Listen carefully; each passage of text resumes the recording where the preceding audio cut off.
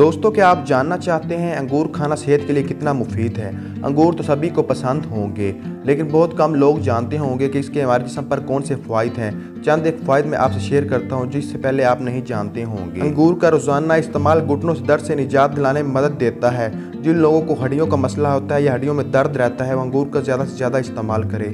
हड्डियों को अंगूर मजबूत बनाता है। जिन लोगों को ये महसूस होता है उनकी आंखों में दर्द रहता है या उनकी नज़र कम हो रही है, वो अंगूर का ज़्यादा से ज़्यादा इस्तेमाल करें। आंखों के लिए अंगूर बहुत मुफीद है। अंगूर दिल की बीमारी के लिए बहुत मुफीद है। जिन्हें दिल का मसला हो, अंगूर ज़्यादा से ज़्यादा इस्तेमाल करें।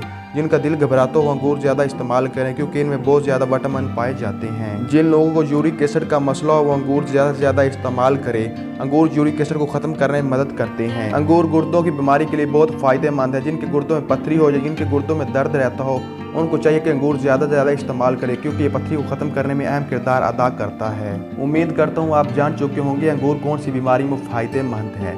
वीडियो अच्छी लगे तो वीडियो को लाइक कीजिए। चैनल पर न्यू है तो चैनल को सब्सक्राइब कीजिएगा।